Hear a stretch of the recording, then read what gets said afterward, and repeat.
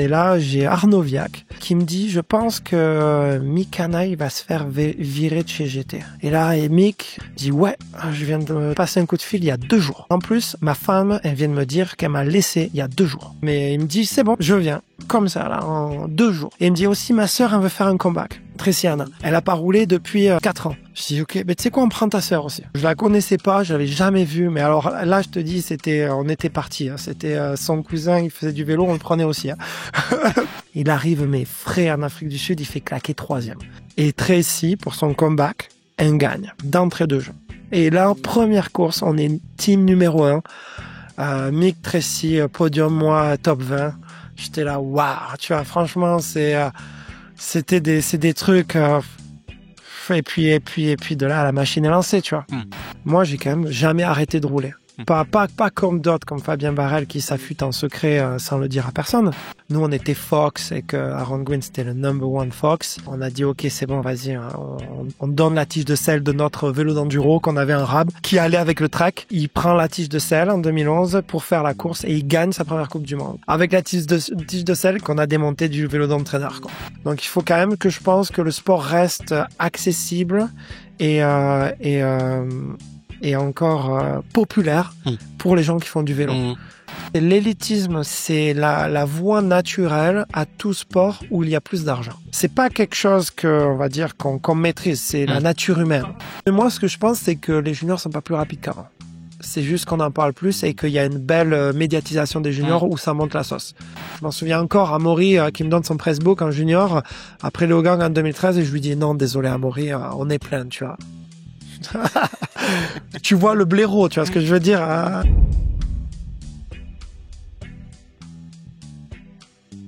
Bonjour à toutes et à tous et bienvenue dans En roue libre, l'émission qui nourrit votre passion du vélo. Dans En roue libre, je vous partage des conversations avec des personnalités, athlètes, experts et dirigeants, connus ou méconnus, mais toujours passionnés, pour qu'ils et elles nous partagent leur parcours, leur expertise et leurs conseils.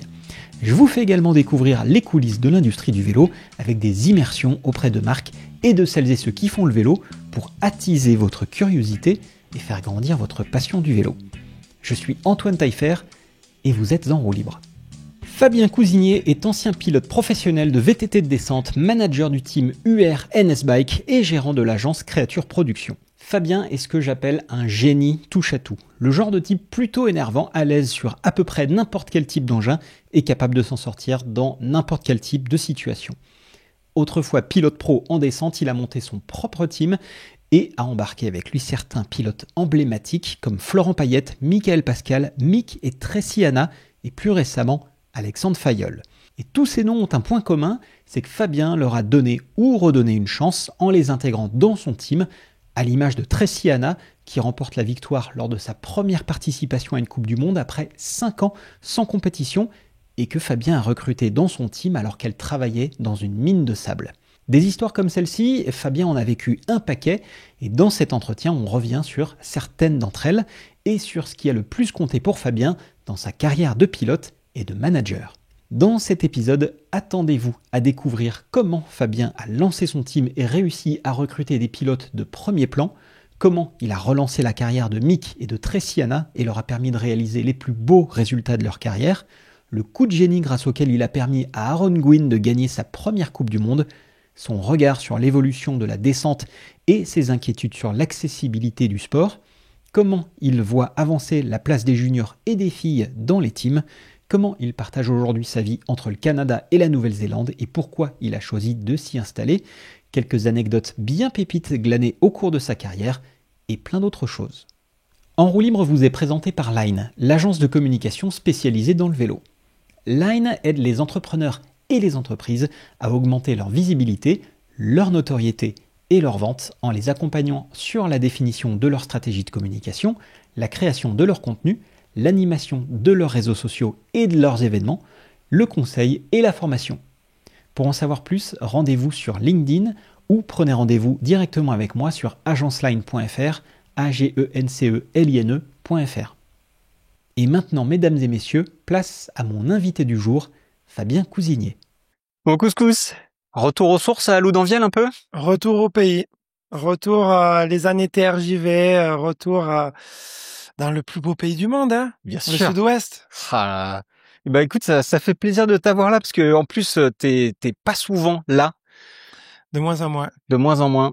Ouais, t'as une vie, euh, ça va vite. Exactement. Le Canada maintenant, Squamish. Squamish, la belle vie. Bon, pour ceux qui ont suivi, j'ai pu aller voir un petit peu comment ça se passait là-bas. Un peu Disneyland quand même. Hein. Eh ouais, c'est pour ça qu'on y allait. Hein. C'est Mm. non, c'est vraiment pour le VTT, tous les sports adorent moto, enfin bateau, surf, tout ce que tu veux. C'est un petit paradis quand même. Une fois qu'on y a goûté, c'est dur d'en partir. Mm. Bon, tu vas nous parler un petit peu de tout ça. On a plein de trucs dont il faut qu'on parle parce que ça fait, on a une histoire, on a une grosse histoire, des points communs. Mais on va parler de tout ça. On va rentrer dans le vif du sujet. Est-ce que tu peux nous dire comment t'es arrivé dans le vélo? Dans le vélo, ben, c'est en tant qu'enfant vivant à la campagne, c'était le moyen de transport. Un jour, je vois un voisin qui a une plaque sur son guidon. Je dis mais c'est quoi? C'est des courses de VTT? Mais je savais même pas que c'était possible. Et là, je dis c'est génial. Je suis allé voir le club de Castres, et il y avait une section VTT et j'avais 11 ans et je suis parti sur les TRJV. C'est comme ça que ça a commencé. Et là, voilà, toute la, on va dire, la jeunesse de ma génération, TRJV, donc c'est-à-dire trial, cross-country, descente et orientation. J'ai fait ça jusqu'à un cadet où à l'époque on n'avait pas droit de faire des descentes vraiment avant cadet. Donc cadet première année, Coupe de France, et puis c'est parti. Génial. Alors, cadet première année, Coupe de France, comment t'y arrives? Enfin, Oh, c'est quoi? C'est tes parents qui t'emmènent? C'est le c'était ça, club? ouais. J'avais acheté un taille-fer. Oh Eh oui, un taille-fer à Christian. Et j'étais parti avec ma mère sur les Coupes de France, et donc vraiment, vraiment à l'ancienne. Hein. Première année cadet, quand même assez dur, hein, tu vois, beaucoup d'apprentissage. Mais j'ai fait 2-3 bons résultats. J'avais été présélectionné dans un stage équipe de France cadet de Manu. Là, ça s'était bien passé. Puis deuxième année cadet où là justement j'avais un deuxième taille-fer, nouvelle génération. Et j'avais un petit peu de support de l'équipe taille-fer à l'époque. Okay. Donc, il m'aidait un coup de marteau par-ci, par-là, sur les antidés. Et là, cette année-là, c'est là où j'ai fait mon premier coup d'éclat, au championnat de France, qui était à l'époque où il y avait vraiment tout le monde qui allait. Je me qualifie, je crois, 10e au scratch avec Barrel, Gracia, Camillini. On parle du top en 2002. Et même moi, je sais même pas comment j'ai fait. Donc là, je me retrouve en KD2 à partir 10e à la télé. Je fais un run, j'ai failli me tuer 10 fois. Je passe la ligne d'arrivée, les bijoux de famille sur le tube diagonal, les deux pédales qui ont déclippé, et je gagne quand même. Et je pense que c'est ce qui m'a lancé, on va dire, voilà, c'est ce qui m'a lancé. Là, j'ai été remarqué. Maintenant, tu gagnes. En cadet. En cadet. En cadet, ouais, oui, okay. Je gagne en cadet, je pense que je fais top 20. Et donc ça, c'était mon premier coup d'éclat, on va dire. Et puis de là, voilà, je pense que je gagne la Coupe de France cadet. Et puis l'année d'après en junior, j'ai continué Ouais. avec l'équipe Sun. Grosse blessure junior première année, j'ai pas fait la saison. Et junior deuxième année, j'ai fait j'ai fait top 10 au championnat du monde. Mais c'était voilà, je revenais, on va dire, de blessure. Ma blessure était très difficile, mais voilà, j'étais dans le bain, j'étais lancé. Les gens savaient qui j'étais, donc on va dire au niveau national, on me prêtait des vélos, c'était parti. Ouais. À quel moment alors t'as fait Sun? Ensuite, t'as fait. J'ai fait Sun jusqu'à Sun de 2003, donc c'était après Taillefer, quand Taillefer s'est un peu arrêté. Sun qui était les années un peu transition difficiles, mais voilà, j'avais des vélos Sun, des protos un petit peu, et jusqu'en 2005, qui était ma première année élite. Année super difficile, franchement, c'était dur pour moi. Même, je rentrais à l'université, les vélos c'était compliqué. J'avais pas eu des gros résultats, mais la dernière Coupe de France, je cassais le vélo tout le temps. On me prête un Vario que j'avais pas roulé. Et je crois que je fais un top 10, mais sans avoir touché le vélo. Et là, c'est le manager de l'équipe Ayton Giant, Sébastien Chauvet, qui avait remarqué on va dire, ce résultat dans les conditions qui étaient très, très difficiles et qui m'a donné la chance l'année d'après. Ok. Et donc là, on est en 2006 et je rentre dans le team Ayton Giant qui était le meilleur team national à l'époque, on va dire, avec Giant. Les autres teams, c'était des teams internationaux. Il y en avait pas beaucoup déjà. Et là, bon, ben voilà, c'était en gros, le coup de poker de Seb Chauvet. Donc forcément, voilà, Couscous, il avait fait une année de merde l'année d'avant. Bon, il avait fait des coups d'éclat. On savait pas trop quoi s'attendre. Je fais des bonnes petites courses de pré-saison où je gagne des régionales et là on va sur la première Coupe de France et je pars assez loin et je passe la ligne d'arrivée, je crois, avec 25 secondes d'avance à Montrion parce qu'il y avait eu un ruisseau qui était passé. Montrion 2006. 2006, ouais. Et c'était un carnage et là je reste dans le cycle pendant, je pense, 2 heures jusqu'à ce qu'il y a que Mick Pascal qui m'a sorti le dernier à la fin.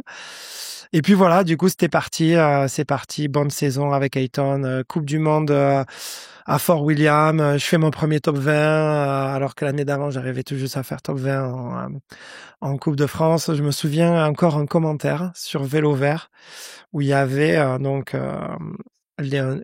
petit sondage de qui c'est qui allait gagner la prochaine Coupe du Monde et ils avaient juste fait un copier-coller du top 20, tu vois. Et il y avait donc mon nom. Et je me souviens d'un commentaire d'un mec, mais Fabien Cousinier, qui va gagner une Coupe du Monde, tu vois. Genre, qui avait dit genre, mais vous foutez de la gueule de qui, tu vois. C'était un peu le truc, tu vois. Je sortais vraiment un peu de nulle part. Et puis voilà. Donc ça a été lancé avec Ayton Giant. Donc, Ayton Giant, t'as fait combien d'années? 2 ans. 2 ans? Ouais. 2 ans chez Ayton. 2 ans chez Ayton, on a eu des très bons moments, puis après c'était un petit peu plus difficile, on va dire. On n'était pas les riders et le team, on s'était pas très bien entendu avec Vincent Saut, donc on s'est séparés. Et puis après, j'ai fait une année un petit peu tout seul, on va dire, entre Riviera Bike à l'époque et Q-Bike. Qui était encore, je sais, reparti dans des années où ça bricolait, mais avec des petits coups d'éclat. Et puis c'est là où en fait je me suis rendu compte que il fallait peut-être que je fasse quelque chose pour m'occuper mieux de moi-même. Et c'est là où j'ai préparé et commencé à monter mon propre team. Le team Morewood. Le team Morewood United Ride, Black Mountain Morewood United Ride. Les Snow Scouts, Black Mountain, les Snow Scouts. Les Snow Scouts, la période Snow Scouts. Parce que t'es double ou triple? Attends. Je pense que je suis 4 fois. Je t'avoue que je me souviens plus exactement. Donc, et oui, c'était l'époque Snow Scoot. Il y avait la nouvelle marque Black Mountain qui avait des Snow Scouts tout suspendus qui ont un peu fait un gros cap en technologique et voilà, ça revenait à la mode. J'arrivais à en faire bien. J'ai été champion du monde. Du coup, ils nous ont sponsorisés et du coup, bon, je dis champion du monde. J'ai le titre, mais ça reste amateur, quoi. C'est vraiment, c'est un sport amateur. Ça fait plaisir de dire que j'ai été champion du monde. La pression quand tu pars quand même, peu importe si c'est amateur ou pas amateur, voilà, quand c'est un championnat du monde, que t'es tout seul, tu te la mets, donc c'était cool. Mais ouais, et c'est le Morewood Afrique du Sud, donc et c'est grâce à Greg Minard, tout ça, que ça s'est passé. Explique-nous. C'est-à-dire que moi j'étais en école supérieure de commerce et on était obligé de faire un stage à l'étranger pour apprendre l'anglais. Je me suis dit, je vais essayer de faire un truc assez cool. Greg, je l'avais rencontré sur les mégas, les Avalanche Cup de Lyon, les Coupes du Monde, super sympa. Je lui ai dit, écoute, et je savais que ses parents avaient un bike shop. Je lui ai dit, je peux pas faire un stage avec chez tes parents au bike shop. Faut que j'apprenne l'anglais, puis ça peut être cool si t'as de la place chez toi.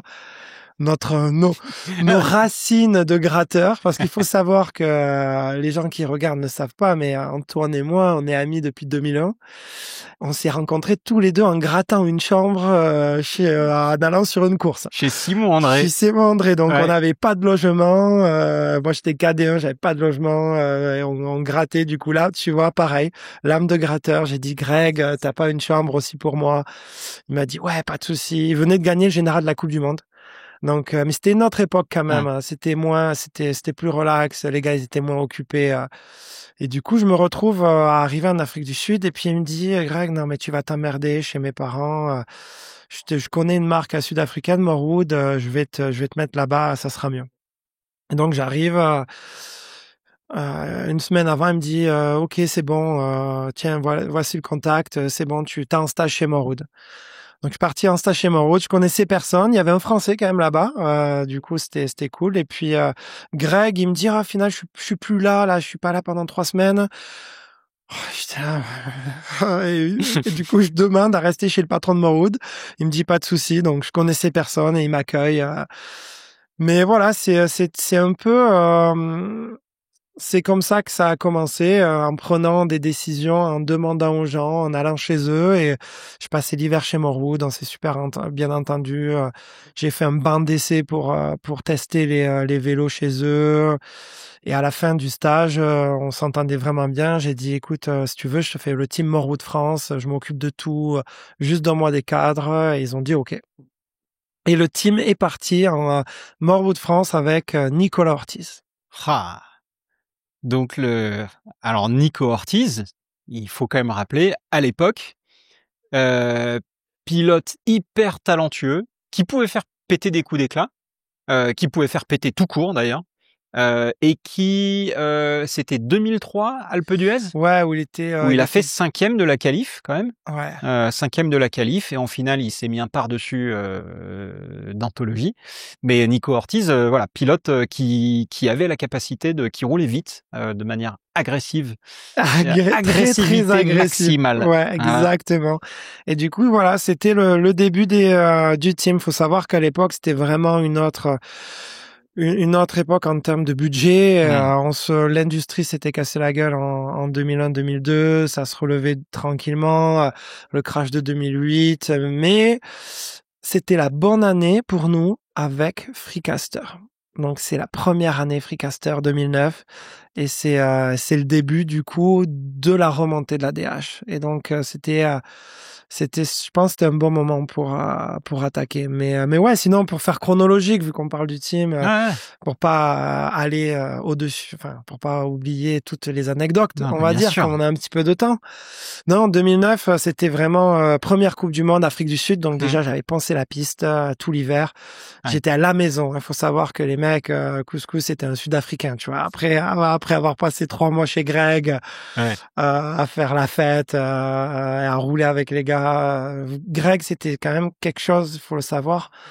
Donc, il a gagné général de la Coupe du Monde, mais je pense pas que je l'ai vu s'entraîner plus que 3 fois en 2 mois. C'était vraiment, il coupait tout. C'était moto, jet ski. Il nous avait réveillé une fois à 5 heures du mat pour faire un tour de vélo de route avant Noël, mais c'était vraiment, c'était notre époque. Mais du coup, première Coupe du Monde Afrique du Sud, vraiment chaud. Et puis là, je fais un top 10 à la qualif et top 15 ou peut-être top 20 à la course. Bref, en gros, dans les 15 au général, et puis avec mon propre team français, des conditions pareilles, où on se déplaçait sans mécano, quoi. On y allait avec Nico et nous. Donc, c'est parti le team sur vraiment de bonnes bases. Je faisais le Fort Cross à l'époque, toujours. Ouais. Champion continental de Fort Cross. Il y avait une course continentale. La Coupe du Monde, je pense, je l'avais pas fait pour me concentrer, mais en gros début, et du coup, ça a bien lancé le team. Okay.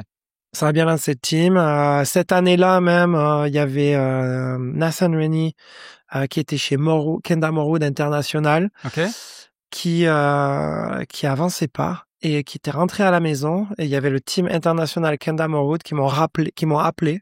Donc ils m'ont sorti de mon team Morwood France. pour faire la fin de saison avec eux et j'ai pu aller sur les Coupes du Monde et notamment aller à Mont-Sainte-Anne en 2009 où j'ai rencontré ma femme, où j'ai rencontré Magali après la soirée de Coupe du Monde. Et qui est venu te voir en te disant « Eh, mais t'es couscous !» Non. Alors j'avais rencontré sa copine l'année d'avant, mais voilà, juste amie. Et je lui dis je suis Fabien. Elle fait oh mon Dieu. Et genre d'habitude ouais non c'est Fabien Barrel tu vois. C'est pas Fabien Cuisinier. Et elle fait ah mon Dieu. Genre mais quoi tu me connais non je crois que tu te trompes. Si t'es couscous ouais elle fait oh waouh tu vois et j'avais Thibaut Ruffin à côté qui était là il me regarde il me fait mais genre c'est pourquoi elle te connaît tu vois genre en mode et en fait parce qu'elle me connaissait j'avais rencontré sa copine et du coup elle avait parlé de moi et voilà du coup c'était déjà et du coup voilà et maintenant pour j'ai quand même 2 enfants avec elle et on est mariés donc voilà faut pas manquer les soirées d'après course. Non t'as raison donc là tu fais cette belle saison donc 2009. Du coup, 2010, on a le budget international Morwood, qui est quand même, c'était des petits budgets, et on prend Flo Payet. Flo Payet qui avait une année difficile avec Mondraker, Subaru chez Fabien Barrel, qui avait besoin de faire quelque chose, je pense, un peu plus simple. Et qui, voilà, un pote, Flo Payet, un pote qui vient avec nous et on fait cette année-là où on a eu des bons résultats, on a eu du top 20, on s'est vraiment bien amusé. Mais Flo, il est resté qu'une année, ça restait quand même du bricolage, le team. Notre team. Faut être réaliste sur ce qu'on faisait, quoi. Il y avait une bonne ambiance, mais on était encore un peu trop amateurs. Du coup, il avait pu avoir un autre team mieux, il y était allé. Du coup, voilà. Après 2011, Mick Pascal. 2011, Mick Pascal, Tim Bentley, sud-africain, et moi. Donc, on avait une bonne petite équipe, toujours Morwood, international. Et là, non, c'était des belles années. C'était des belles années. Là, en première Coupe du Monde, moi, j'ai refait top 20 encore. Mick Pascal, cette année-là, il fait 5 au championnat du monde à Champéry. Ça fait j'ai tout oublié, toutes les courses qu'on lui a fait faire, toutes les vidéos. Mais ouais, avec des petits moyens, on commençait progressivement, on va dire que moi, j'apprenais en tant que team manager, je progressais en tant que rider. J'arrivais à faire passer des caps et des petits caps, mais suffisamment pour à chaque fois faire quelque chose de mieux. Et Mick Pascal, pour ceux qui connaissent et ceux qui connaissent pas, c'était une légende du début du mountain bike, pédale plate, pilotage super, on va dire précurseur parce qu'il avait un guidon, le guidon le plus haut qu'on pouvait trouver. Dakota Norton. Donc Dakota Norton, c'était le guidon Spank en 50, toutes les cales qu'on pouvait jusqu'à ce qu'on mette des vis qui se tordaient et surtout le guidon tordu. Donc Mick, c'était quelqu'un de très superstitieux et qui avait ses habitudes. Faut savoir que quand il était cadet ou junior, il était tombé une fois, il avait tordu son guidon. Il a fait une saison avec le même guidon tordu d'un côté. Et ça s'est très bien passé cette saison. Et là, il a toujours roulé avec des vélos avec des guidons tordus. Donc quand tu dis guidon tordu, c'est la direction qui était tordue. Et donc l'angoisse quand il a dû passer au integrated stem, parce qu'avant c'était super facile avec les potentiaux pivots. L'angoisse, tu vois, on pouvait pas beaucoup, il y avait juste le jeu en fait, limite il fallait limer un petit peu.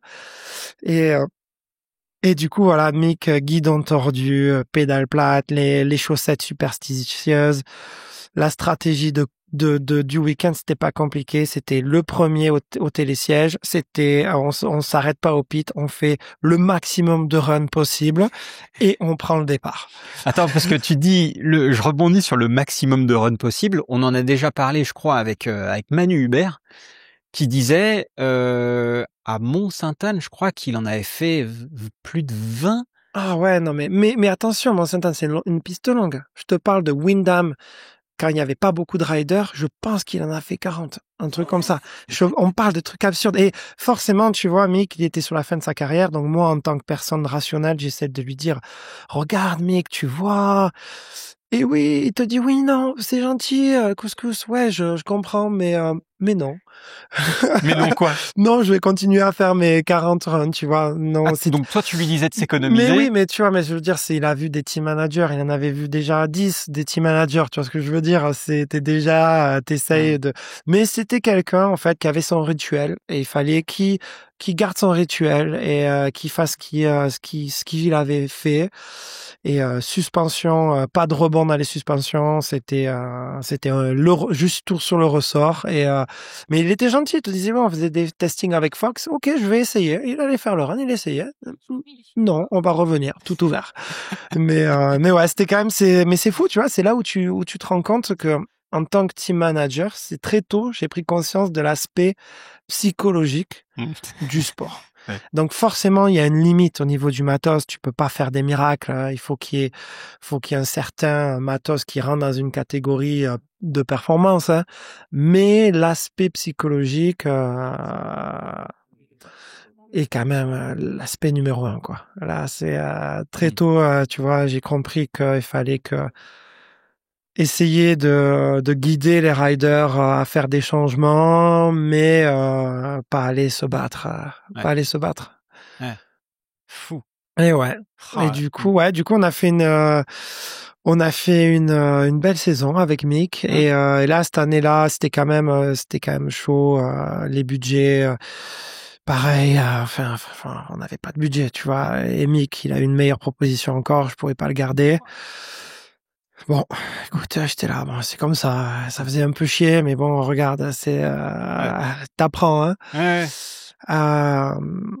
Et Tim Bentley était toujours là, et donc là, Rock d'Azur, bon, ok, qu'est-ce qu'on va faire? On regarde, et là, j'ai Arnaud Viac, qui est un ancien de Formula, à l'époque sponsor Formula, qui maintenant, je pense qu'il est chez Bosch, qui me dit, je pense que Mick Hanaï va se faire virer de chez GT, j'ai entendu dire.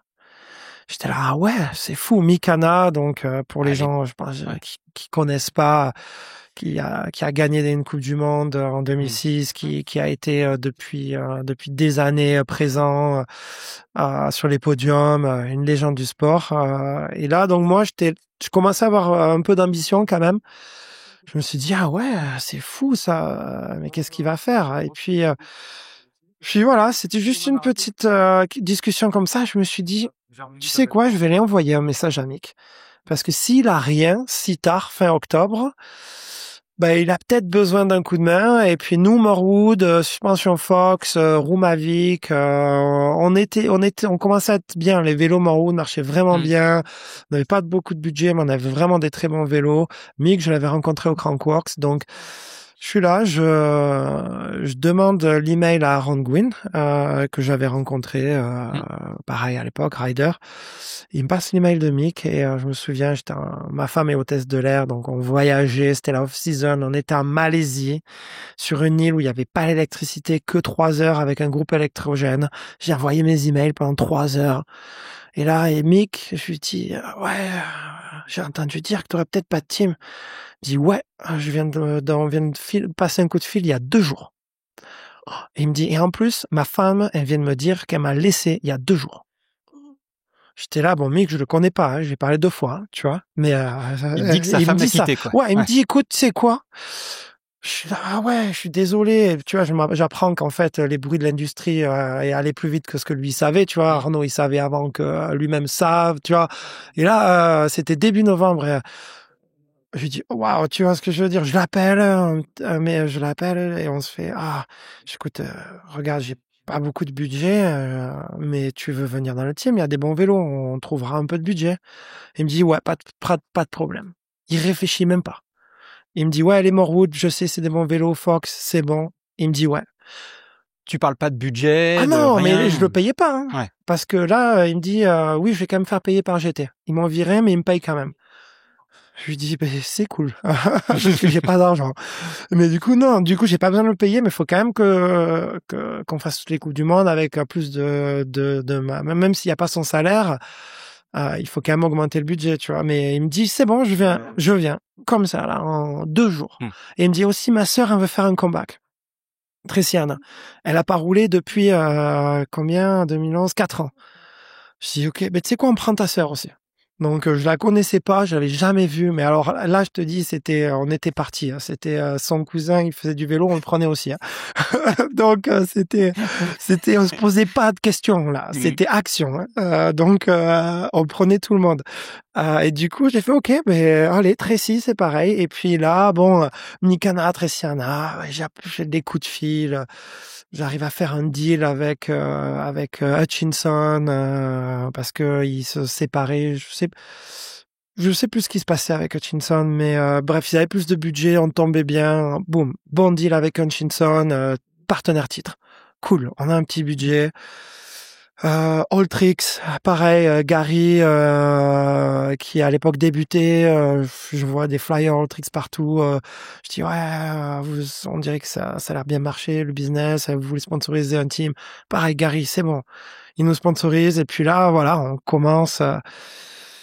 Ça restait du bricolage. Moi, pour la petite anecdote, pour aller apporter les vélos à Mick et à Tracy, j'ai volé en stand-by parce que ma femme est hôtesse de l'air, donc je peux me mettre sur des billets d'avion stand-by, donc je suis pas sûr d'avoir une place. J'ai pris le train pour aller à Paris.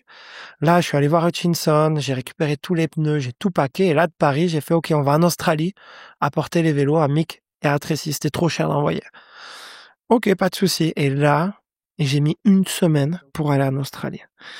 Donc avec, c'est des anecdotes, tu vois, je les raconte pour se rendre compte à l'époque comment ça fonctionnait, quoi. C'était vraiment, j'ai fait Paris, Toronto, j'ai vu ma femme, Toronto, Vancouver, pas de vol pour moi. Je suis allé à Los Angeles. Elle était là-bas, pas de vol pour moi, c'était les vacances, je le savais même pas de place. Je reviens à Vancouver. Là, je dormais chez des potes. Hein. Déjà là, j'ai plus mes bagages. Faut savoir que mes bagages, je les ai plus. Ma femme qui appelle des collègues pour demander que les bagages se font envoyer à Cairns, tu vois, vu qu'elle travaille pour Air Canada, elle a réussi à avoir des collègues qui bricolent le système. Moi, je passe par Tokyo, par le Japon et je fais Japon-Cairns. Et j'arrive à Cairns avec le vélo on récupère à l'aéroport qui arrivait quasiment en même temps que moi. Non, il est arrivé, mais il y a que moi qui pouvais le récupérer. Et j'arrive, on monte le vélo pour 4 heures, on fait la vidéo et je me barre chez Tracy le soir parce que on avait les billets et on avait un caméraman qui était là-bas qui avait passé l'hiver JB Bazarini en Australie à arracher des patates pour se faire de l'argent. Du coup, j'arrive chez Mick, on monte le vélo chez lui, il vient me chercher avec sa voiture en tongs complètement démontée, je vais là-bas, c'est la jungle, on monte le vélo, on fait la vidéo, je suis là. C'était vraiment comme ça, tu vois, c'était tout à la détermination. Pareil, je vais voir Tracy, on lui monte son vélo, on fait la vidéo. Et là, je pars à Queenstown, on part 2 semaines à Queenstown et puis voilà, c'était le début du team avec Mick et Tracy et puis de là on part Queenstown, Afrique du Sud, première Coupe du Monde avec Mick et Tracy, avec Morwood en Afrique du Sud, à la maison. On sait pas à quoi s'attendre et là on fait claquer. Là moi je fais 16e. Donc faut savoir que je m'étais pas entraîné, j'étais tellement tendu en manager, mais c'était une piste qui m'allait, j'arrive, je fais 16. Mick il fait 3e. Donc il revient en plus il avait un genou en vrac, je me souviens. Désolé, je fais que parler, mais bon, c'est un podcast. On est là pour ça. Les anecdotes où je me suis mis qui me dit 2 semaines avant, je vais pas pouvoir faire la course, ou 3 semaines avant, j'ai mon genou en vrac, il faut que je fasse une petite opération. des petits trucs, je sais plus où Infiltration non, où ils te font des petites ouvertures pour t'enlever une petite partie qui te gêne, mais c'est vraiment la recovery, c'est genre une semaine ou deux, tu vois. Et le gars il me dit non, je vais pas pouvoir le faire, l'opération elle est une semaine après ou la même semaine. Je me souviens envoyer des emails au docteur australien, j'étais là, c'est pas possible, tu dois l'avancer. On a réussi à faire avancer la surgery, il a eu la surgery, il arrive mais frais en Afrique du Sud, il fait claquer 3e. Genre derrière, je sais plus, Jay Atherton ou je sais plus qui a gagné cette année-là, mais Steve Smith, et Tracy pour son comeback, elle gagne. Donc d'entrée de jeu. Et nous, on arrive meilleur team. Tu vois, en 2012, on était là, mais je sais même plus le budget de l'année du team, mais ça devait être 50 000 €. Franchement, c'était le budget du team pour faire l'année, tu vois. Et là, première course, on est team numéro 1. Mick, Tracy, podium, moi, top 20. J'étais là, waouh, tu vois, franchement, c'est des trucs, et puis de là, la machine est lancée, tu vois. La machine est lancée, ils ont fait une super saison, malgré que Tracy se fasse le fémur en fin de saison. Puis voilà, machine est lancée, puis quand on est arrivé à ce niveau-là, ben on a gardé, puis c'est là où on va dire ma carrière de rider a commencé à passer en deuxième plan quand l'année d'après, quand t'as des riders qui se battent pour la gagne, que toi tu fais des top 20, bon, que tu sais que ton meilleur résultat c'est 15e ou que tu fais un top 10 en qualif et que tu commences à le sentir, je commence à sentir que bon, quand ton coéquipier c'est Mick, que t'arrives pas à le suivre et que tu fais tout ce qu'il faut, bon, tu te dis, ça va quand même être un peu compliqué. C'est le moment de vous adresser un rapide petit message juste avant de reprendre l'épisode. Vous êtes maintenant plus de 100 000 à me suivre et à suivre En Roue Libre sur YouTube, Instagram, LinkedIn et la newsletter pour partager ensemble cette passion du vélo. Mais beaucoup d'entre vous ne sont pas encore abonnés.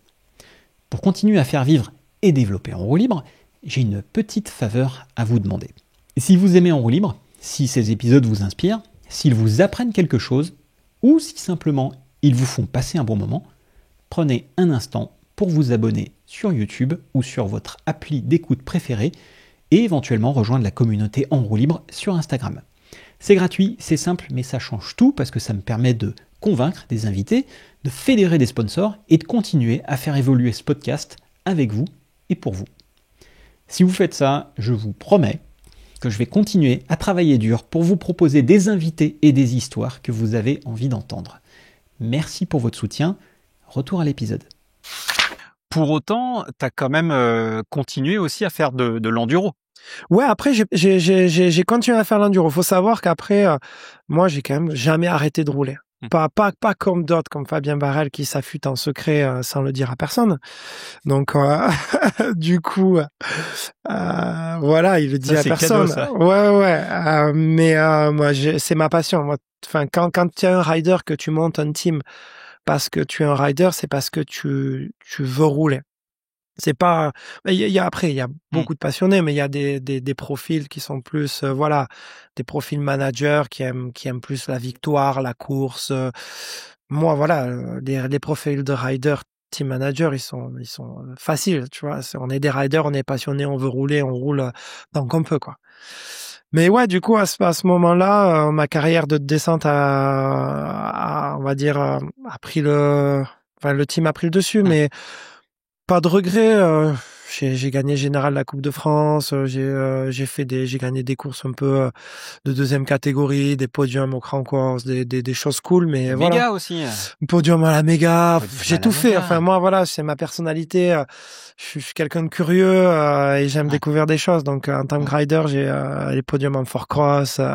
C'est voilà, mon créneau, c'était plus de faire un peu tout correctement, mais jamais au top international, mais en se régalant. Tu peux nous rappeler, nous parler de ce moment où t'as dépanné Aaron Gwin? Ouais, bah écoute, c'est des trucs, des anecdotes où en Afrique du Sud, justement, on mettait des tiges de sel télescopiques parce qu'il y avait un pédalage qui était vraiment très très long. Et moi, comme j'étais avec Morwood, j'avais fait des tests avant, j'avais fait test avec la tige de sel. On est arrivé on a mis la tige de sel, on était les premiers, on l'a dit à personne. Et du coup, les gars étaient pas prêts, quoi, avec les tiges de sel. Et comme en gros, nous on était Fox et que Aaron Gwyn c'était le number one Fox en 2011. En gros, on a dit ok, c'est bon, vas-y, hein, on donne la tige de sel de notre vélo d'enduro qu'on avait un rab qui allait avec le track et il prend la tige de sel en 2011 pour faire la course et il gagne sa première Coupe du Monde en 2011 avec la tige de sel qu'on a démontée du vélo d'entraîneur, quoi. C'est ouf parce que du coup, t'étais, je me souviens encore un peu des publications Pink Bike et tout, ah ouais, donc Couscous a mis une tige de sel télescopique sur un vélo de descente. Ouais. Déjà, ça se faisait pas. Ça se faisait pas. Non, ça, faut savoir que j'étais le premier, je pense, à le faire, mais c'est parce qu'aussi, j'avais passé l'hiver là-bas, tu vois, et j'avais fait un petit test quand même, tu vois, j'avais fait un petit chrono, debout, ou avec la tige de sel, et j'étais là, non, la relance, a été trop longue, tu pouvais pas, à part Mikana, je veux dire, Mikana, il peut sprinter debout pendant autant de temps que tu veux. Donc, mais ouais, du coup, c'était, on va dire, c'était le début d'essayer des choses différentes sur les vélos. Donc ça, c'est le team. Alors, Mikana, Tracy, combien de temps vous avez fait en tout? Ensemble, les riders, alors Mikana, 10 ou 11 ans. Et Tracy, faut savoir presque 12 ou 13, hein, parce qu'après Tracy, elle est restée manager, assistante dans le team quand on est passé sur NS. Mais bon, après, faut savoir que c'est Mick et Tracy, voilà, c'est les riders du team de ma carrière de team, on va dire la relation qu'on a eue plus que business, quoi. C'était vraiment une relation familiale où on se complémentait vraiment parce que voilà, Mick et Tracy ont un parcours qui est un peu différent avec là où ils viennent avec leurs parents, on va dire un petit peu une éducation un peu alternative, mais puis moi qui était peut-être qui allait bien dans cet esprit où il y a rien qui me choquait. Donc ouvert sur tout et puis ce côté ce côté aussi ambitieux que j'avais à l'époque. On a fait des belles années où on est passé chez Polygon. Donc après Morwood, quand Morwood a fait faillite malheureusement, on est passé chez Polygon et encore une fois des choix un peu différents, quoi. On a fait le pari partir avec une marque que personne connaissait mais où on voyait le potentiel et voilà, faire des choix un peu différents. Mick et Tracy, c'était pareil, c'était des gens qui avaient besoin d'une seconde chance. On donne des secondes chances avec les marques toutes les marques un peu qu'on a faites, avec lesquelles on a travaillé. C'est un peu, voilà, un esprit un peu différent. Pas toujours essayer d'aller avec les meilleurs, les plus connus, le bling bling, mais c'est maintenant avec l'âge, je prends du recul sur ma propre personnalité et sur comment tu prends tes propres décisions, mais c'est sûr que je pense que j'ai toujours eu en moi ce côté un peu underdog.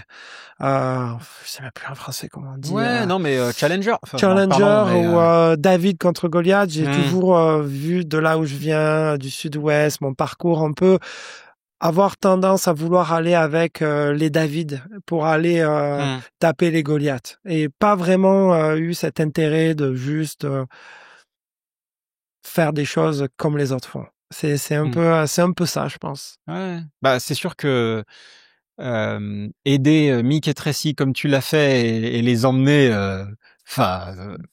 au-delà de leurs objectifs, de leurs rêves, peut-être, c'est effectivement ça, quoi. Ouais, bon, après, ils ont pas eu le maillot d'arc-en-ciel dans le team, donc les rêves, on va dire qu'il en reste quelques-uns. Mais il y a pas de regret, quoi. Je veux dire, on a eu des moyens fantastiques quand ils étaient compétitifs. On était au top. Ils ont tout donné, et puis ils ont été juste battus par meilleurs qu'eux. Et c'est comme ça, c'est le sport. Ouais. T'as eu d'autres riders, dont un qui fait son comeback. Oui, Alex Fayol. Bien sûr. Et oui, 2017.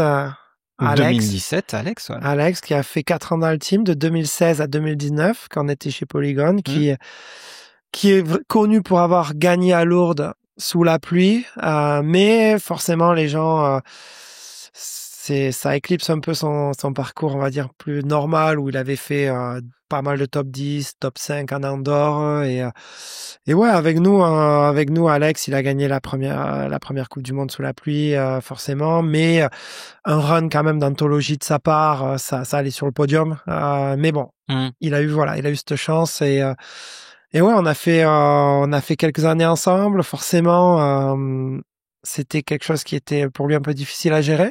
Comment tu l'as vécu, toi? Alors moi, c'était plus des problèmes à gérer qu'autre chose, tu vois. Après, forcément, sur le moment, trop cool, tu vois. On a eu, dans le sport, on a eu tellement pas de chance que quand t'as de la chance, tu vois, tellement de pas de chance avec Mick, tu vois, tellement pas de chance avec Tracy sur des courses, ou enfin, c'est où la victoire était là, où il y a un petit truc qui se passe, que là, tu vois, quand la chance arrive de ton côté et que tu bosses dur, tu la prends, quoi. Donc forcément, c'était super cool, surtout qu'à l'époque, on avait une équipe super compétitive. C'était l'année où Mick et Tracy championnat du monde à Cairns, où tout le monde faisait des podiums tu vois, cette année-là, on a été numéro 1 au classement des teams. UCI, tu vois, tu fais pas ça qu'avec un coup d'éclat pour Alex. Donc nous, après, c'était compliqué, quoi. C'était des problèmes parce que forcément, Alex, il est ouvert là-dessus. Ça a été compliqué. Il a eu des périodes difficiles où beaucoup de pression, beaucoup de stress, voilà, il n'était pas prêt à gérer ça, culpabilité, trop spotlight. Plus derrière, il a peut-être pas réussi à confirmer comme il voulait, même s'il fait quand même top 10 au général. Il fait une saison correcte, mais voilà. Et puis après, le cercle un peu vicieux où tu t'enfermes dans des choses négatives et t'arrives pas à refaire ce que tu voudrais. Et puis tu te dis, de toute façon, c'était de la chance. Et puis voilà. Donc mais là, comeback, comme quoi, tu vois, Alex m'a appelé, m'a dit, je vais faire un comeback, j'aimerais bien qu'on refasse ça ensemble, parce qu'on se connaît vraiment bien, on a une histoire ensemble, et puis on a fait ce qu'il fallait pour pouvoir le prendre. Ouais. De quoi, là, on a fait une avance rapide. Tu peux nous parler peut-être d'autres pilotes que tu as eu dans le team? Ouais, on en a eu plein. Après, quelques noms comme ça. Des pilotes marquants. Bon, forcément, au début, on en avait pas beaucoup. On en a tous parlé. Des Flo Payet, des Mick Pascal. En 2013, après, en 2012, on a pris Guillaume Cauvin, un jeune Français qu'on a fait monter. On avait pris en junior 2. Voilà, on avait réussi à le faire monter jusqu'en 2014. Malheureusement, il n'est pas resté. Moi, à l'époque, en tant que manager un peu têtu, peut-être à l'époque, moins d'expérience, tu vois. J'avais un contrat avec lui. J'étais là, non, on va pas renégocier le contrat. Tu finis ton contrat. Lui, il voulait un nouveau contrat. Je lui avais dit non. Au final, on s'est pas entendu, tu vois. Il est parti. Mais Guillaume Cauvin, ouais, c'est cool parce que tu vois, des jeunes qui partent de rien et qu'on arrive à mettre un podium Crankworx sur du top 15 qui c'est qu'il y avait d'autres? Après, on a pris Andrew Nisling. En 2017, il y avait Kenta Gallagher. 2018, bon, Alex, Simon Chapelet. Simon Chapelet, des jeunes aussi qui étaient dans le team avec nous. Après, après, si on fait l'historique tout le. Non, mais le c'était team. pour voir si tu avais des petits noms à dropper. Joe Briden, après. Joe Briden qui est chez Intense maintenant. Ouais, qui a monté son propre team. Donc ça, c'est les années NS qu'on a arrêté avec Polygon. Ok. Et donc Polygon, combien de temps en tout? 7 ans. 7 ou 8 ans. Ouais, 7 ou 8 ans. Donc belle relation avec Polygon. Un vélo, malheureusement, qui était trop atypique, qui marchait pas vraiment pour nous. Le vélo, il fallait on a fait faire nos propres biellettes usinées qu'on rajoutait sur un cadre en carbone. Donc, faut savoir qu'on venait coller un insert en carbone, refaire des biellettes pour faire marcher le vélo. Mais bon, je veux dire, c'était trop compliqué. Ce vélo très, très différent qui a pas pris au niveau commercial, qui avait un problème, on va dire, un petit peu, qu'on faisait marcher au niveau du team, mais que pour stock. Et du coup, ça a quand même mis un coup à Polygon, plus le Covid. Ça s'est arrêté pendant le Covid. Polygon, usine qui fait pour beaucoup de marques. Ils ont vu le carnet de commandes plein pendant 2 ans, plus la course qui marchait, qui était compliquée ils n'avaient pas de vélo. Bon, ils ont mis en pause, quoi. Okay. Donc du coup, t'as basculé sur NS NS. Bikes. Marque allemande. Non, polonaise. Grosse présence en Allemagne via le distributeur, mais polonais, ouais. Polonaise. Et là, ça fait combien de temps Ça fait de 2021 à 2025, ça va faire 5 ans. Ok. Ouais. Et là, t'as qui alors comme pilote? Donc Alex. On a Alex Sky Iron qui est là depuis le début d'NS. Très bien. Donc et on a aussi Tegan Cruz qui est au Canada, qui lui fait plus les crankworks. Focus crankworks et courses nord-américaines. Ouais. Ok. Donc on a réduit la voilure. Clairement, à l'apogée du team, quand on avait le team enduro chez Polygon avec Jamie Nicole, Jordan Engo, moi-même en enduro, parce qu'on n'a pas parlé de ma carrière d'enduro, mais bon. Non, mais parlons-en. Non, mais comme tu m'as posé la question, c'est vrai que. Mais on peut y revenir. T'inquiète pas. Tu sais, on n'est pas lié à un fil rouge ou quoi. On peut faire des flashbacks. Et d'ailleurs, parce qu'il faut qu'on parle un peu d'enduro, parce qu'il y avait un autre team, le Team Sun, c'est quelque chose que bon, maintenant je peux en parler, mais c'est vrai que j'ai eu 2 teams en même temps. Et je l'ai gardé confidentiel parce que conflit d'intérêt, tu vois, publiquement, j'étais publiquement team manager plus rider Polygon. Mais ouais, coup de fil d'Intersport qui rachète Sun, qui me dit écoute, voilà, on voudrait relancer la marque, on parle avec quelques managers, est-ce que tu peux le faire? Je dis je sais pas, ok, je vais demander à Polygon. Et Polygon, j'ai été transparent, je leur dis voilà, il y a Intersport qui veut faire un deuxième team. Ils m'ont contacté, c'est plus de l'enduro, il y a pas trop de concurrence. Ils m'ont dit ok, faut savoir qu'Intersport c'est un client de l'usine, donc forcément bon. Intersport, voilà, il faisait plein de vélos pour eux, donc il y a aucune raison de me bloquer. Donc moi j'ai eu la carte verte, contrairement à d'autres team managers dont je sais qui ont pas eu le droit de faire le Team Sun parce qu'ils n'avaient d'autres teams. Et du coup Team Sun, on a monté le Team Sun d'enduro quand Sun a été racheté, quand il y avait personne. Donc c'est-à-dire qu'il y avait pas de vélo. On avait acheté des Orbea à l'époque. Du coup, moi, c'était avec justement avec une autre équipe complètement séparée. Moi, j'étais un peu dans l'ombre, mais on a travaillé avec Thomas Lapéry. Kylian Brown, c'était le recrutement que j'avais fait pour le côté média. Donc Kylian, c'était avant qu'il explose. Kylian qui était où avant? Chez Momo Raceco. Oui, tu vois. Donc il était avec Raceco en amateur et moi, tu vois, je lui avais donné un petit contrat pro et donc je me suis occupé de Kylian où c'était le début où il a commencé à mettre la machine en route et Isabeau, on a pris Isa et on s'en est bien occupé où on a réussi à gagner sa première IWS en Tasmanie où j'étais là, où comme je roulais avec Polygon, je faisais des entraînements avec eux, tu vois. Donc j'étais un peu rider manager, je les aidais avec Mathieu Durand qui est manager maintenant Origine, donc que j'avais pris manager chez Sun sur les dernières années. Mathieu Durand qui gérait Sun, Thomas Lapéry, on a gagné la première Coupe du Monde d'enduro avec Isa en Tasmanie où elle est allée la chercher. C'était des beaux moments aussi. Combien de temps ça a duré ça, le Team Sun? Sun, je pense 3 ou 4 ans. À la fin, je t'avoue qu'il y a eu des changements chez Sun en manager. Je m'entendais pas avec le manager et j'avais encore une année de contrat et je l'ai donné le Team Sun à Mathieu.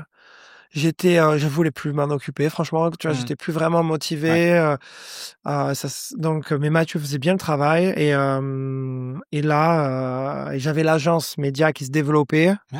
Du coup, je pense que c'est le moment d'arrêter avant qu'on se prenne la tête. Du coup, voilà, ça a duré 4 ans, mais on a fait les belles années, c'était cool. Ouais. Donc, parle-nous un peu de l'agence. Ouais. C'est quoi cette agence? Comment t'as démarré? Agence Créature Production avec Jean-Baptiste Bazzarini qui la gère en termes de directeur producteur. Enfin moi je suis producteur coproducteur. Mais en gros moi j'ai toujours été très intéressé par les médias des années Ayton.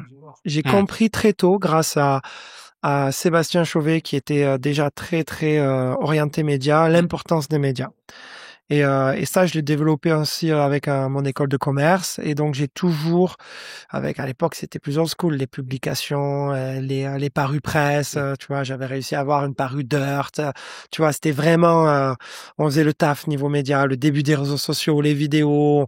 Et donc, pour être au top au niveau média, quand j'avais donc le début du team, on prenait nos propres caméramans à plein temps. Ouais. Et donc, petit à petit, les sponsors ont eu des besoins. Et donc, les caméramans, ils ont commencé à faire des vidéos, des projets pour les marques, pas pour le team.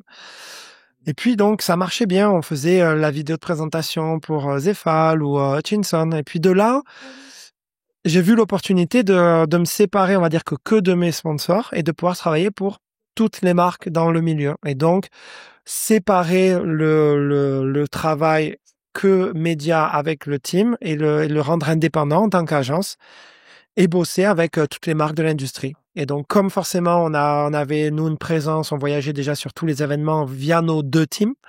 On avait déjà des gars qui étaient là. Donc, si tu m'appelais, je pouvais te faire ce que tu voulais en 2 secondes parce qu'on était partout. Entre les années où on avait vraiment les 2 teams et tout, je pense que je montais à 30 personnes à gérer. Et donc, en média, on avait une équipe média et tout, donc qui était bien, qui allait partout. Grand Corps, CWS, donc c'était le pic des business, on va dire le pic du business en termes de volume. Ouais, on avait du monde et donc on a développé cette agence et voilà, aujourd'hui c'est Jean-Baptiste qui la gère d'Annecy et moi de Squamish, où moi je gère plus la partie Amérique du Nord et la partie communication presse dans les communiqués de presse, et lui Jean-Baptiste il gère la production contenu, mais voilà, on travaille pour on a beaucoup de marques. Bon, là je peux pas toutes les dire parce qu'il y a des conflits forcément, des fois un peu, on en garde certaines où c'est mieux de rester confidentiel, mais Shimano par exemple, Shimano qui est un client historique de l'agence, où on a fait des lancements XTR, EP8, les vidéos sur les courses, qui n'a jamais sponsorisé l'équipe. Shimano, ça fait maintenant 7 ans qu'on bosse ensemble, mais voilà, relation où ils savent qu'il travaille avec des gens qui connaissent le milieu, et c'est diversifier, on va dire, mes compétences et utiliser les opportunités. Ouais. Sachant que tu connais très bien l'agence, vu que tu as travaillé 6 mois dans l'agence. Oui, mais plutôt, alors bah ouais, non, c'est vrai. Alors moi, j'ai vu de l'intérieur, effectivement. Et oui. Le côté team et le côté agence. Et t'as vu le côté agence parce qu'Antoine a bossé pour l'agence. Ouais. On a travaillé ensemble. C'était malheureusement quelques mois avant le Covid, donc on n'a pas pu. C'était l'année où tout a été coupé pendant un petit 6 mois. Ouais. Mais ouais. C'était chouette, très chouette souvenir, vraiment très chouette souvenir, parce que c'est vrai que j'ai pu voir de l'intérieur comment fonctionnait un team. Et ouais. Et on était, je me rappelle, c'était le 16 mars. T'avais l'annonce qu'il allait avoir confinement, et donc ça c'était le lundi, je crois, et le week-end suivant on devait aller au Portugal pour la première étape de la Coupe du Monde, et moi je devais aider à gérer le team. Et ouais, faut ça. Voilà, Antoine il fait comme s'il connaît pas, il connaît pas tout, mais voilà, Antoine, on se connaît depuis un bon moment. Et, on a fait beaucoup de choses ensemble. Si on rigolait un petit peu et qu'on parlait Megavalanche. Megavalanche, ah ouais. Mais en parlant de Megavalanche et de tige de sel, tu t'en souviens? C'est toi qui m'as donné ma première tige de sel à la Méga en 2006. C'est vrai ça? Tu m'as pas donné parce que tu donnes rien. Aujourd'hui, je donne beaucoup. Ok, d'accord. Mais oui. Peut-être que tu donnes quelque chose, mais bon, à l'époque, toute transaction, non, il fallait faire avec les moyens du bord. Ça, je veux dire, il fallait gérer le budget. Mais c'était ton collègue qui avait un magasin à Paris. Comment il s'appelle? Je sais même pas ce magasin de Paris. Qui est venu le soir après la qualif. Moi, je m'en souviens parce que c'était ma première méga. Et le soir, il est venu le soir, il nous a apporté la première tige de sel. On avait ça télescopique là. Ouais, avec celle qui arrivait avec le câble. Ouais, je vois bien. Ouais. Il nous l'a apporté après la qualif. Je l'ai mis le soir. Et c'était c'était comme avoir un e-bike, tu vois. Je me souviendrai toute ma vie. Donc moi, j'étais chaud patate. C'était mes belles années, donc Dayton, où je faisais top 20 Coupe du Monde, mais j'étais bien affûté. Je fais le all shot. Déjà, d'entrée de jeu, je pars premier. Nico Voulios qui me double dans des cailloux, genre une ligne que je savais même pas qu'il était possible. Je fais un gros OTB, visière arrachée, mais je continue. Et là, je me souviens, doublé Gia Atherton qui poussait son vélo et moi, debout, tige de sel. Et tout le monde n'avait pas de tige de sel encore. Et je fais 5 de cette méga, mais je peux te dire, si j'avais pas la tige de sel, c'était même pas la peine. Et donc, tu fais 5 de la méga, mais tu gagnes en senior. J'en gagne un senior, la catégorie senior. Non, mais cette fameuse catégorie senior, c'était mythique, ça. C'était mythique, ouais. On gagne le billet pour la réunion. Alors, sachant que, ouais, donc, pour préciser, les vainqueurs, donc je crois que c'était 1, 2, 3 du podium du Général Scratch de la méga, de l'Alpe d'Huez, gagne le billet d'avion pour la Réunion. Ouais. Et le premier de chaque catégorie, junior, senior, master, gagne le billet d'avion pour la Réunion. Exactement. Voilà. Bon, celui-là, je l'avais mérité quand même. Top 5 au général, premier senior, ça va. Il y a d'autres années, on peut discuter que, voilà, Olivia nous inscrivait en senior. Bon, des années où on manquait. Et qu'on alternait. On alternait. Tu te rappelles qu'on alternait? On alternait les années seniors, oui. Bah oui, pour pouvoir partir à la Réunion. Pour pouvoir partir à la Réunion. Ah, bon. Année Réunion. Qu'est-ce que aujourd'hui, si on te demande un petit peu ton avis sur le monde de la descente aujourd'hui, que tu l'as vécu depuis quand même 2001, qu'est-ce que ça t'inspire? Je suis partagé, c'est-à-dire que je suis content de voir des gros pits. Parce que des gros paddocks, quelque chose qui est professionnel en termes d'organisation, parce que nous maintenant on a réduit la voilure en tant que team, qui est un choix personnel mais on a été le premier team à avoir un semi-double étage, où le plus gros camion semi-double étage, on avait super investi dans les infrastructures. Au début, on était vraiment... Et du coup, ça me fait vraiment plaisir de voir ça, en termes d'infrastructure. Après, de voir que les riders sont mieux payés, c'est aussi vraiment cool. Il faut avoir vu la progression des salaires. Il y a eu une petite spéculation avec tous les teams qui ont paniqué pour avoir des points pour rester dans le classement. Donc il y a des riders qui franchement n'auraient pas eu de contrat, qui se sont retrouvés avec des bons contrats parce qu'ils avaient des points. Et ça, je suis content de voir ça parce que forcément c'est de l'argent qui va aux riders. Donc c'est cool. D'un autre côté, j'ai quand même peur. J'ai peur de là où ça va avec cette approche extra sportive et avec une transition qui est peut-être pas des plus souples par rapport aux passionnés. Donc personnellement, moi, j'habite à Squamish. On roule avec Jackson Goldstone. C'est un collègue. Mon cercle d'amis connaissent Jackson. On fait de la moto ensemble. C'est des gens qui sont, on va dire, qui ont roulé en descente. Voilà, je suis dans une ville qui vit pour le vélo, avec des gens qui sont passionnés. Ces gens-là, il y en a que un qui a l'abonnement pour regarder la course. Tous les autres, avant, ils regardaient chez Red Bull, et maintenant, ils regardent plus. Donc, X, Y, Z, ma raison, je pense, que je pense, c'est la complexité.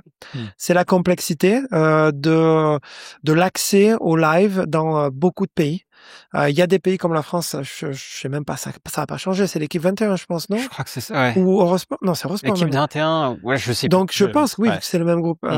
Donc, c'est l'équipe 21, mais il faut savoir que c'était déjà sur l'équipe 21 quand c'est Red Bull. Donc, eux, ces pays-là n'ont pas été affectés. Mais il y a beaucoup de pays qui ont été affectés. Ouais. Angleterre, l'Angleterre, UK, et je pense que c'est des fois un excès de confiance de vouloir croire que juste avec un gros marteau, on va arriver à notre résultat. Alors que là maintenant, c'est quelque chose où c'est plus complexe que ça. C'est pas que la télé pour moi.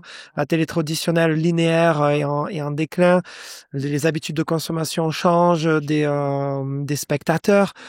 Euh, et moi personnellement, j'ai peur que l'industrie se rende compte que il y ait moins de passionnés qui regardent et que ça coupe les ventes d'un coup et que ça refasse et que forcément tout le monde parle extra sportif. Aujourd'hui, chapeau bas à Warner et à leur équipe commerciale pour rapporter des partenariats extra sportifs donc moi j'ai pas accès aux données, mais bon, qui je pense va dans les objectifs que Warner se fixe. Mais eux, Warner, ils ont le luxe de pouvoir perdre de l'argent sur des séries, à investir à long terme, et ils ont quand même ce pouvoir que les équipes et que l'industrie n'a pas.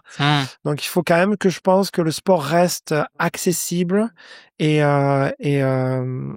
encore populaire pour les gens qui font du vélo. Donc du coup voilà, c'est pour moi c'est voilà, il y a tout le monde qui a un petit peu des paillettes dans les yeux avec la F1 et l'argent qui forcément il y a personne qui va être triste d'avoir plus de sponsors. Tout le monde quelque part voilà, rêve de pouvoir atteindre certains niveaux de budget, mais d'un autre côté, je pense qu'il faut se rendre compte de la réalité de ce que c'est le vélo, quoi. Et le VTT, il faut se rendre compte de la réalité des passionnés qui viennent regarder les courses. Il faut se rendre compte du niveau où le sport est actuel. Entre là où Red Bull a apporté le sport, qui est quand même vraiment beaucoup plus haut que quand ils l'ont pris. Entre 2012 et 2022, c'est Red Bull qui a fait monter notre sport. Donc entre là où ils l'ont laissé et là où ils veulent aller, bon, il y a du chemin. Et donc, sur ce chemin-là, moi, je trouve que ça serait dommage de sacrifier les passionnés la base des passionnés qui étaient là. Qui regardent, hein, on parle. Ouais, pour qui regardent. Mais quand est-ce qu'on parle de ceux qui pratiquent? Oui, alors la pratique, c'est quelque chose de complètement différent par rapport à ta question pour moi, parce que le sport, forcément, là, la pratique, après, je t'avoue que on parle de l'élitisme. L'élitisme, dans le sport. je pense que c'est une question inévitable. C'est l'élitisme, c'est la voie naturelle à tout sport où il y a plus d'argent. C'est pas quelque chose que, on va dire, qu'on maîtrise. C'est la nature humaine, tu vois. Il y a plus de budget. On ouvre les portes plus larges, on recrute plus tôt, on forme plus tôt, on a plus de staff, plus de professionnalisme, et forcément l'entonnoir, le plus tôt on l'ouvre, le plus tôt les jeunes vont être sélectionnés, et le plus dur ce sera pour des talents tardifs d'arriver au niveau des jeunes qui auront tout eu. Donc forcément, je pense pas que ça soit, enfin moi, t'as bien compris, en tant que sud-ouest, un peu underdog, je suis pas du tout dans l'esprit élitiste. Mais je le comprends. Et je comprends que pour un certain besoin de grossir, après je pense qu'il faut trouver un juste milieu. Il faut trouver un juste milieu pour pouvoir quand même laisser des jeunes talentueux à rentrer, arriver, sans verrouiller trop les opportunités. Donc aujourd'hui, je pense qu'il pourrait y avoir plus d'opportunités pour les juniors encore. Ça pourrait être encore plus ouvert et s'assurer que ça s'ouvre, que ça reste populaire. Ouais. Parce que bon, beaucoup de personnes qui sont au top niveau aujourd'hui, les Loïc, Amaury, Loris, même beaucoup de personnes sont issues de milieu moyen, de classe moyenne, on va dire. Il faut que ça continue. Faut pas que les parents, faut pas que ce soit que réservé aux parents qui puissent payer les entraîneurs, les teams, les séances d'essai, les sortir les enfants de l'école. Enfin, je pense qu'il y a quand même un juste milieu. Ouais.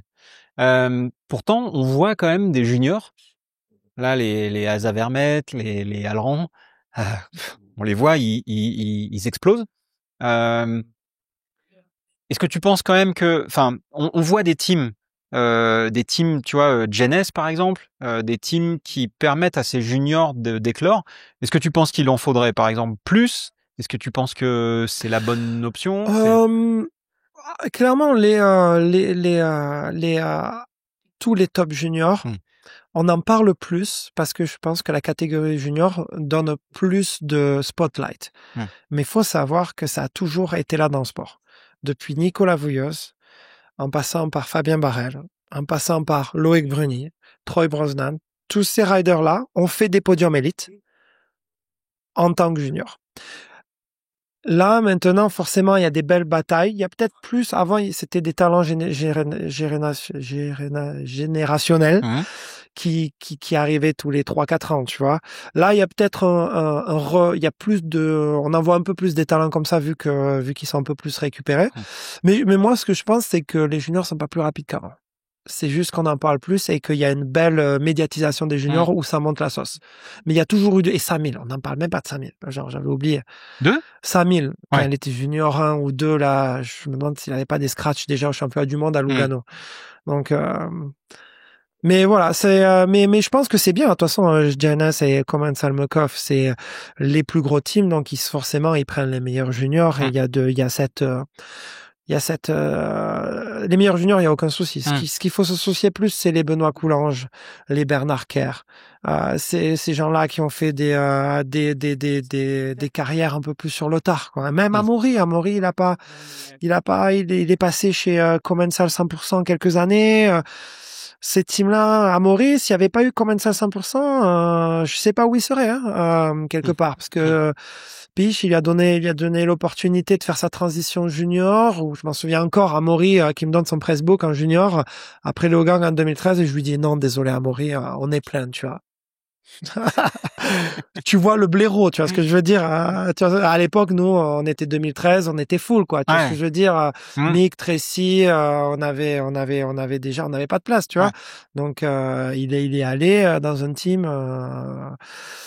Et bon, voilà, c'est ces teams de deuxième, on va dire de deuxième niveau, qui est un team comme je le suis en ce moment, comme Goodman Racing, comme il y a d'autres. Il faut qu'il puisse exister et puis vu qu'il n'y a pas de réelle série continentale, il y a une série continentale, oui, ils ont mis les labellisations, mais c'est des séries continentales un peu fictives. Ils ont donné des labels, ça va rien changer, on va dire. Il y a pas encore cet intermédiaire national, international, donc les Coupes du Monde, ça reste l'endroit où les gens doivent aller. On parle des filles un peu? Ouais. Alors, quelle est ta position en tant que team manager aujourd'hui sur t'as amené Tracy, tu l'as suivi, tu l'as amené au plus haut. Aujourd'hui, on voit quand même, notamment sur des disciplines freeride, on en voit un peu plus. Ouais. Est-ce que toi, tu sens qu'il y a le un peu plus également en descente? Est-ce que tu sens cette appétence de la part des marques pour avoir plus de filles? Comment tu vois le truc, toi? Ouais, je pense que déjà, les filles, il y a beaucoup plus de niveaux. Donc avant, je pense que le top 5 a globalement le même niveau. Parce que quand tu vois que Rachel Atherton fait un combat, gagne, je pense que les filles vont à la même vitesse. Tu vois, il faut à un moment donné, tout le monde dit, ah, ça va plus vite, ça va plus vite. Il y a eu, on va dire que la crème des filles, les top 5 filles, top 53, elles étaient vraiment exceptionnelles, elles le sont toujours. Mais maintenant, il y en a plus que 3 ou 5 exceptionnelles, il y en a 10 ou 15. Donc, ce qui est bien pour le sport. Avant, il y avait des gros gaps. Donc ça, c'est déjà, je pense que c'est top parce qu'il y a une grosse densité.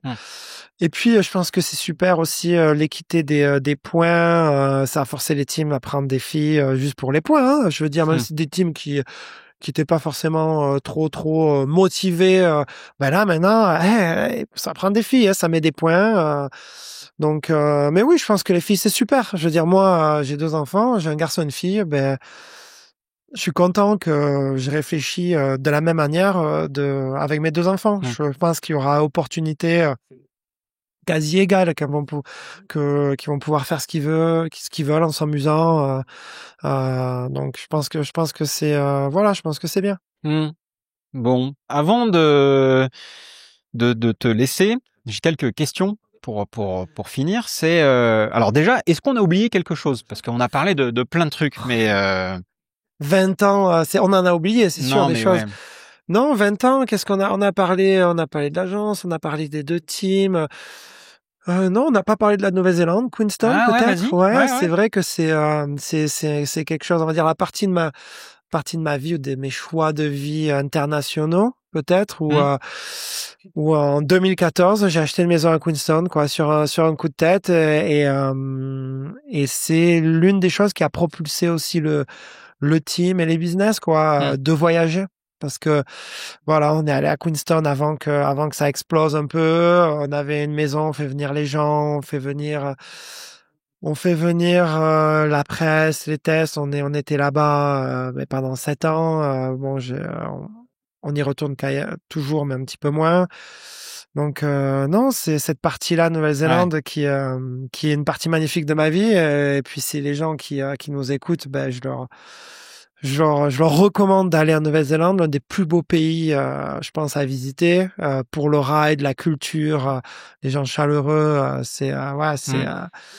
c'est magnifique. Et puis le Canada maintenant où j'habite, hein, Ouais. donc depuis juste avant le Covid, hein, Hmm. qui est également l'une des plus belles parties du monde, hein, pour rouler, quoi. Parle-nous un peu de Squamish, de l'environnement, l'écosystème. Qu'est-ce qui se passe là-bas et qu'est-ce qui fait que c'est aussi incroyable? Je l'ai vu, mais du Ouais, coup, non, mais faut savoir que le sport numéro un, je pense que c'est le vélo à ouais. Squamish. Et donc c'est une bulle parce que c'est pas la vie normale, mais Hmm. c'est énormément de gens qui ont fait le choix de déménager là-bas pour l'outdoor. Et quand je dis l'outdoor, c'est en général, mais principalement pour le vélo, mais globalement pour l'outdoor, le ski, la moto, je veux dire le vélo, enfin la montagne en général, c'est exceptionnel. Et du coup, tu te retrouves avec des gens qui se sont vraiment levés tôt le matin pour habiter là-bas, parce que c'est très cher, c'est pas facile. Donc, t'as des gens qui se sont un peu battus pour aller là, et donc les gens ils kiffent. Tu vois, ils sont pas là en train de se dire oh il pleut, je vais pas aller faire du vélo. Non, il pleut, ça ride. C'est ce que je veux dire. Bon, faut savoir que la terre est vraiment bien aussi, Hmm. mais c'est ça, c'est les 4 saisons, ça ride. Tout le monde partage un peu cette passion de la nature. Whistler à côté forcément et du fait que ça ramène des gens, ça ramène des marques. Il y a beaucoup de petites marques qui s'installent. Il y a des gens qui travaillent à distance et puis forcément de plus en plus de riders, de plus en plus de jeunes, de plus en plus de bons quoi. Donc Hmm. Finn qui a été on va dire le premier de la région à montrer le chemin. Et Jackson Groston qui enchaîne derrière, et puis là, Jesse Melamed, je sais même plus tout, Apollo Cousigné. Apollo derrière, mais ouais, donc c'est une culture en fait. Ouais. C'est la culture où tu vas acheter ta baguette de pain, les gars ils connaissent les résultats de la Coupe du Monde, quoi. Tu vois ce que je veux dire?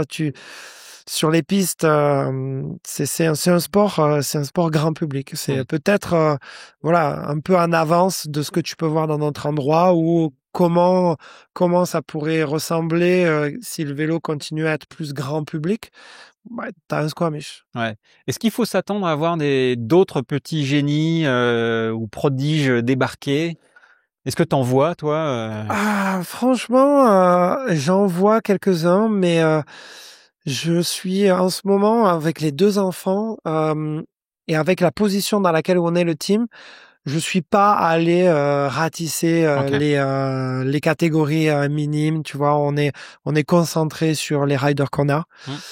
Hmm. Mais je sais que, enfin, c'est exceptionnel. Le niveau qu'il y a là-bas, c'est exceptionnel. Il y a, enfin, des prodiges, je ne sais pas, parce qu'un prodige, faut plus qu'un élément Hmm.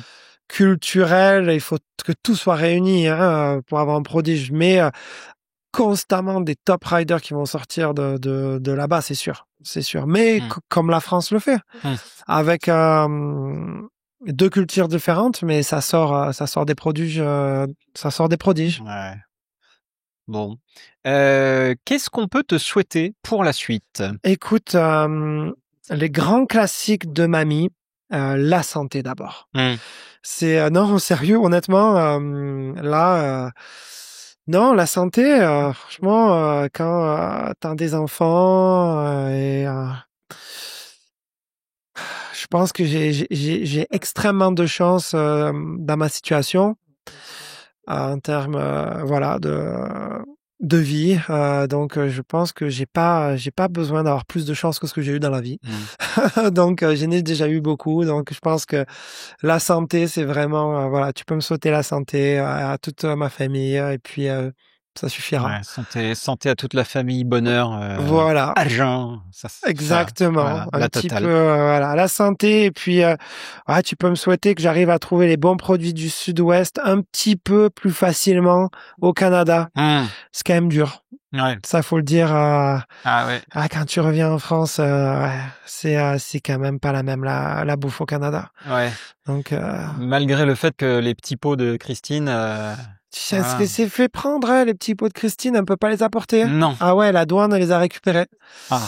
Et ouais, faut savoir que ma mère fait du foie gras et du confit de canard. On a tourné aux conserves de ma mère pendant des années dans le team. Donc là, on peut plus les apporter au Canada.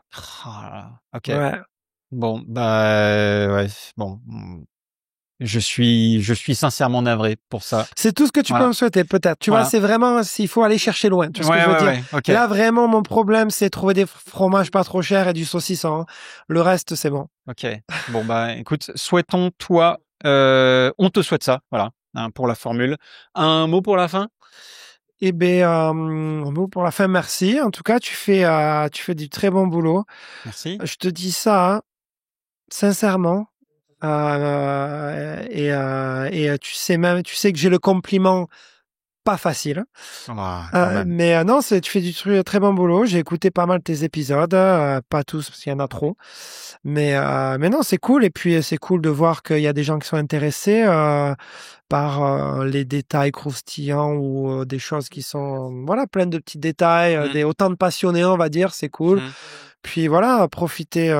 J'espère que les gens qui ont écouté ce podcast, ça leur donnera envie peut-être de voyager et de prendre des risques. Tu vois, peut-être ça. On va dire que si tu vois, je dois dire un truc, prendre des risques, prendre des décisions et puis après regarder après comment on les fait marcher et puis prendre un billet d'avion et aller voir comment c'est derrière de l'autre côté du monde. C'est ce qui m'a apporté là où je suis. Hein. Le billet d'avion en Afrique du Sud, en Nouvelle-Zélande ou au Canada, c'est voilà, c'est ce qui a fait, on va dire, les parties de la réussite de ma vie. Donc voilà. Eh ben, merci pour ça. De rien. À mon tour, merci. Merci pour tout ce que tu as apporté. Allez, aux pilotes qui t'ont fréquenté. Tu vois, du Mick Pascal, du Flo Payette, tu vois, enfin des gens que t'as un peu relancé. Mick Tracy, Alex Fayeul, puis Isabeau, Kylian. Enfin, fou. Enfin, t'as apporté beaucoup de choses à ces gens-là. Moi, tu m'as apporté énormément. Tu m'as apporté énormément à un moment où c'était complicado pour moi. Ce mois d'octobre, ce Rock d'Azur en 2019, où j'étais dans un moment où T'as besoin d'un coup de boost. J'avais besoin d'un coup de boost, ouais. J'avais besoin d'un coup de boost. T'avais besoin de savoir que tu pourrais aller chercher ce masque aux clés, tu t'en souviens? Ce masque aux clés. Ouais. La folie, quoi. Ouais. Et ouais. Mais